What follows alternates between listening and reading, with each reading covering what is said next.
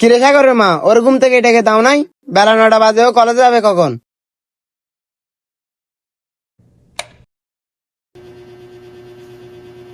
বাবা, বাবা। কিরে বাবা, স্কুলে যাবি না? আর কতক্ষণ ঘুমাবি? স্কুলে তো টাইম হয়ে গেছে। দূর বাবা, বিরক্ত করো না তো। উহ, উম। আম্মু, আমার দেরি হয়ে যাচ্ছে, আমি নাস্তা বাহির থেকে করে নেব।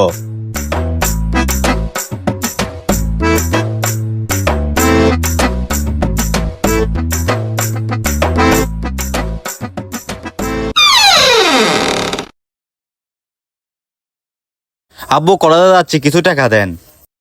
আশ্চর্য বাবা, ধর আপাতত এই টাকাগুলা নেই। আব্বু, এই 50 টাকা দিয়ে কি হবে? এই 50 টাকা দিয়ে তো গাড়ি ভাড়াও হবে না। আচ্ছা বাবা, আপাতত এই টাকাগুলা রাখ। আর্থিক অবস্থা খারাপ, কাজ কাম কম, বুঝতে তো হবে। আচ্ছা আব্বু, যাই তাহলে। ঠিক আছে বাবা, আয়। এই মামা, চলেন। হ্যালো। হ্যাঁ হ্যাঁ, বলো। কি রে, কোথায় তুমি? আজকে দেখা করার কথা ছিল, ভুলে গেলা? আমি তো কলেজে যাচ্ছি। আজকে কিন্তু দেখা না করলে ব্রেকআপ। আচ্ছা মামা, দাঁড়ান। এই মামা, দাঁড়ান। মামা, ভাড়াটা নেন, আমার একটা কাজ আছে।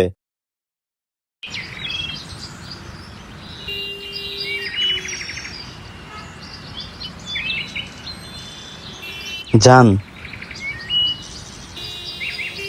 এতক্ষণ পর আসার সময় হইল। কি এমন হয়েছে যে তোমার, যার জন্য আমার কলেজ ফাঁকি দিয়ে এখানে চলে আসতে হয়েছে যে? তুমি এটাও ভুলে গেলা আজকে আমাদের দেখা করার কথা ছিল। যাও, তোমার সাথে কথা বলবো না।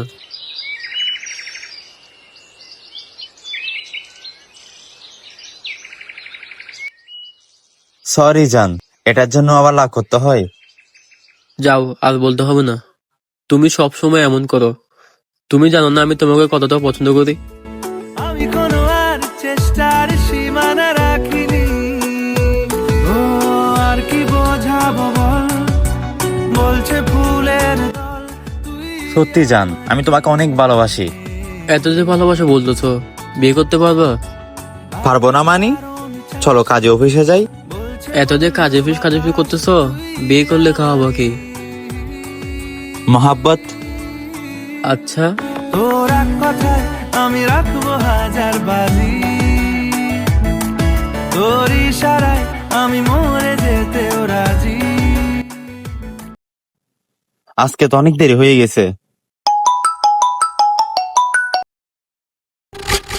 কি? আচ্ছা, আমি এখনই আসতেছি।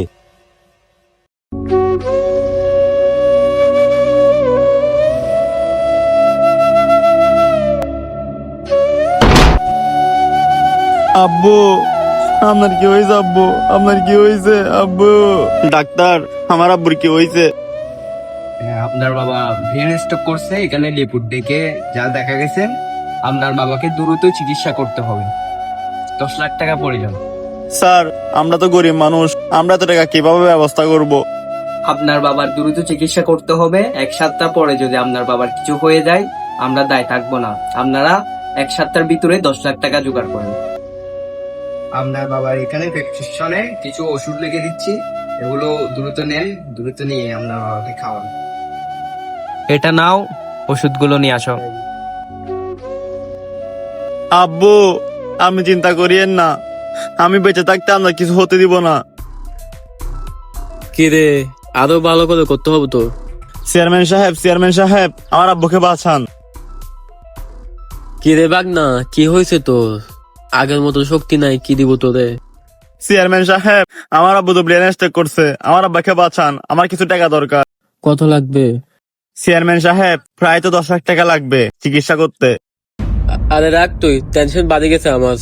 শোন বাগনা, তোর আব্বা পুরো সম্পত্তি বিক্রি করে 10 লক্ষ টাকা পাবে না। তুই কি করে আমার থেকে 10 লাখ টাকা চাস? যা, তুই জায়গার দলিল নিয়ে আয়, ব্যবস্থা হয়ে যাবে। এই টিপবেরা, তুই বেতন পাবি না আগামী মাসে। চেয়ারম্যান সাহেব, আপনার খারাপ সময় আমরা পাশে ছিলাম, আর আপনার ভালো সময় আমাদেরকে পাশে রাখলেন না। কিরে বাতিজা, কি অবস্থা তোর? চাচা, আমার আব্বু তো হঠাৎ করে ব্রেন স্ট্রোক করে ফেলছে। আমার আব্বুকে বাঁচাতে হলে প্রায় 7 দিনের ভিতর 10 লক্ষ টাকা ব্যবস্থা করতে হবে। এই মুহূর্তে আপনি ছাড়া তো আমার আর কেউ নাই। বাতিজা, আমার হাতে তো এখন টাকা পয়সা নাই, আমি ব্যবসার কাজে টাকা সবগুলো তো লাগাই ফেলছি। চাচা, আমি এত কিছু বুঝি না চাচা, আপনি আমাকে 10 লক্ষ টাকা ব্যবস্থা করে দেন 7 দিনের ভিতর। বাতিজা, টাকা পয়সা আমার থেকে থাকলে আমি দিয়ে দিতাম না? ও তো আমার নিজেরও ছোট ভাই লাগে। চাচা, আপনি তাহলে টাকাটা দিতে পারবেন না? বাতিজা, তুই আমাকে ভুল বুঝতেছ। না চাচা, বুঝে গেছি।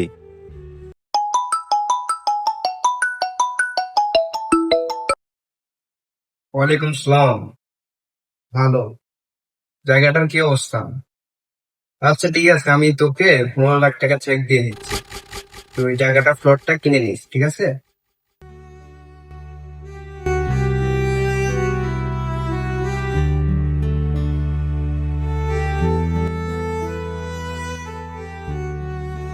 আব্বু, তোমার শেষ সম্বলগুলো আমার বিক্রি করে দিতে হচ্ছে একমাত্র তোমার চিকিৎসার জন্য।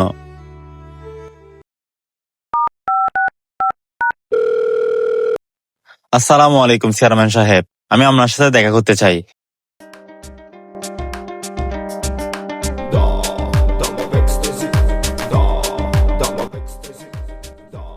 চেয়ারম্যান সাহেব, আসছেন আপনি?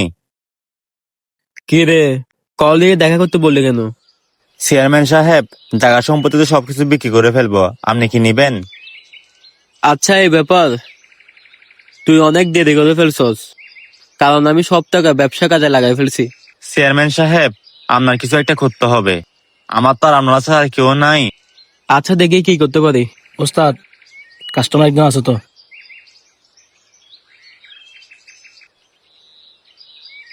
তোর জন্য উপর একটা পাইছি, জায়গার কাগজপত্র সবগুলো আনছিস তো?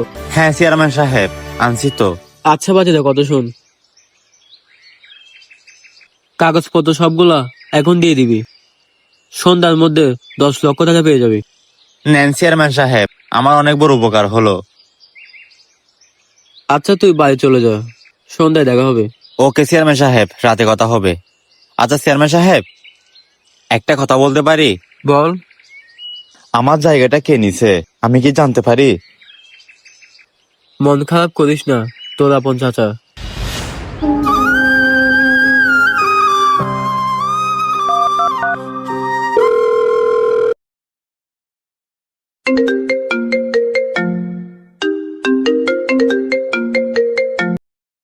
হ্যালো দোস্ত। হ্যাঁ বন্ধু, কি অবস্থা তোর? দোস্ত, আমার আব্বু হঠাৎ করে ব্রেন স্ট্রোক করে ফেলছে, আমাদের ঘর বাড়ি সবকিছু বিক্রি করে দিতে হয়েছে, আর এখন তুই ছাড়া আমার এই মুহূর্তে কেউ নাই রে। তুই যেভাবে হোক আমাকে একটা জব ব্যবস্থা করে দে। হ্যাঁ বন্ধু, তুই টেনশন করিস না, তুই টাকা চলে আয়, জব একটা আমি ম্যানেজ করে দিব। দোস্ত, তোর এই অবদানের কথা আমি কখনো বলবো না। আচ্ছা ঠিক আছে, আমি ঢাকায় আসতেছি।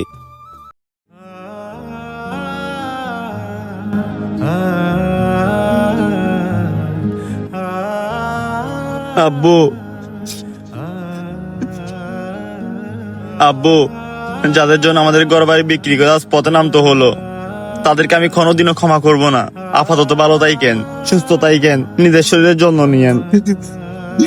ঠিক আছে বাবা, ভালো থাকিস, আমার জন্য চিন্তা করিস না, নিজের যত্ন নিস। ওকে বাবা।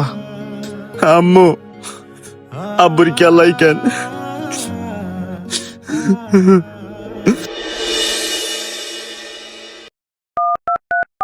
নম্বরটি এই মুহূর্তে বন্ধ আছে। আপনি যে নম্বরে কল দিয়েছেন নম্বরটি এই মুহূর্তে বন্ধ আছে। আপনি যে নম্বরে কল দিয়েছেন নম্বরটি এই মুহূর্তে বন্ধ আছে। আপু, কি রে, কিছু বলবি? এটা আপনাকে সাগর ভাই দিতে বলছে যে।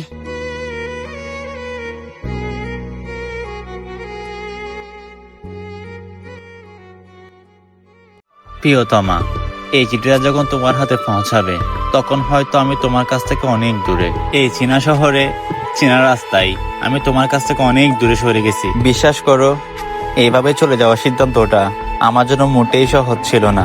বাবার অসুস্থতাই আমার পুরো জীবনটাই উলটপালট করে দিছে। যে মানুষটি আমার একমাত্র শক্তি ছিল, ওই মানুষটিকে এমন অসহায় দেখে আমি নিজেই ভেঙে পড়েছি।